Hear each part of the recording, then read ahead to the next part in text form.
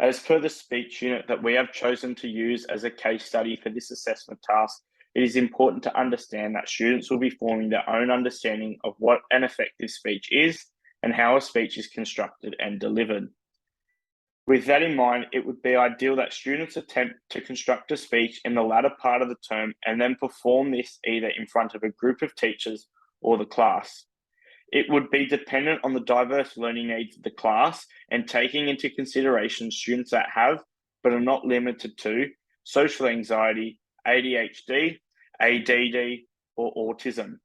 Some alternatives to conduct this task could include recording their speech and sending it to their teacher electronically, performing their speech in front of a teacher panel, perform their speech only to the teacher, and perform their speech in front of a small group of friends and the teacher. However, this unit, students will draw off their knowledge about speech as a form, its analysis, and a topic which is meaningful to them. As seen in Lesson 2, the case studies of both Kevin Rudd and Stan Grant's speeches addressing the cultural sensitivities and stolen generations amongst the Aboriginal and Torres Strait Islander culture within Australia is an example of an issue which is relevant and can be applied to the student's life. As this was an exemplar analysis study, topics for their speeches may include, but are not limited to, racism within Australia, sustainability, costs of living, homelessness and poverty, and pollution. Within all this, students must achieve the outcome of this assessment, that being set by the Australian curriculum. For a student to achieve a satisfactory level of work, students understand how the selection of language features can be used for particular purposes and effects. They explain the effectiveness of language choices they use to influence the audience. Through combining ideas, images, and language features from other texts, students show how ideas can be expressed in new ways. Students create text for different purposes, selecting language to influence audience response.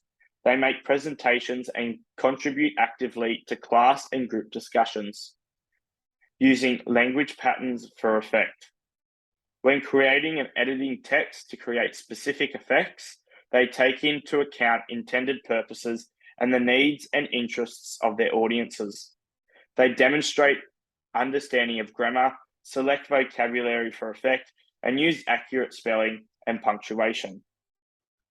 On top of this, the following syllabus outcomes are being assessed. Number 1, students share, reflect on, clarify, and evaluate opinions and arguments about aspects of literary texts.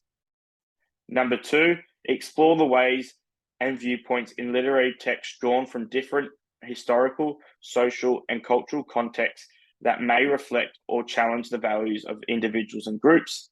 And number 3, recognize and explain differing viewpoints about the world, cultures, individual people, and concerns represented in texts. Therefore, the average student or student who achieves a satisfactory level of work must be able to achieve the following within their speech. Recognize the different perspectives associated with the student's given topic.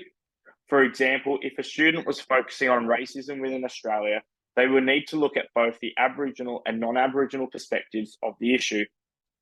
Students must identify content necessary for an informative presentation on their chosen topic. Students must state reasons why their issue exists in their society, plus attempt to suggest ways to change this. For example, a student would outline different ways to encourage everyday sustainable living if they chose sustainability as their issue or topic. Students must explain reasons why people are striving for change and how this impacts Australians. One example for this could be reusing recyclable material to reduce the amount of pollution in the environment.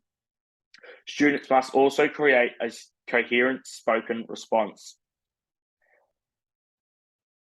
For establishing the success criteria for a satisfactory level of work, the below outcomes differentiate the different levels of work standards for this assessment, thus catering for the diverse learning needs and levels of the class.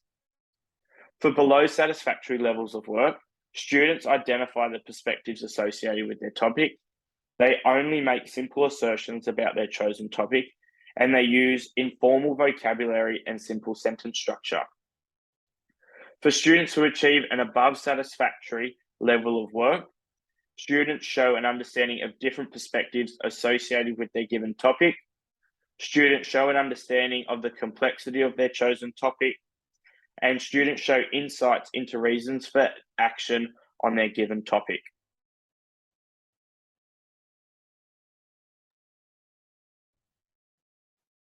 The different types of feedback. So there are many different types of feedback, one of which being there is oral and written.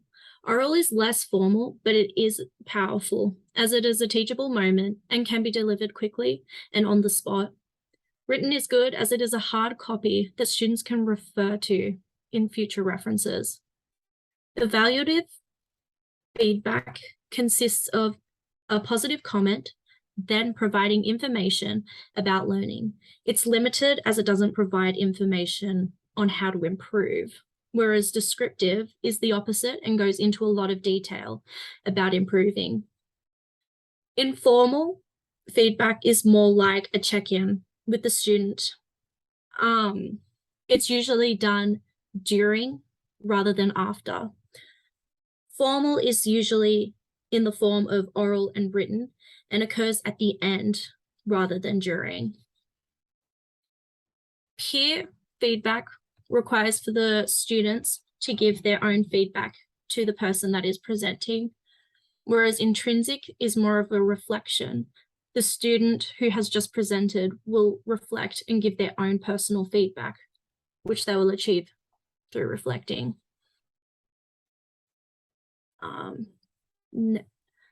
So feedback for a below satisfactory level. It is important to use tact when delivering feedback to students who are presenting below their year level so that their confidence is not damaged, as it can hinder their self-esteem further when it comes to presenting speeches.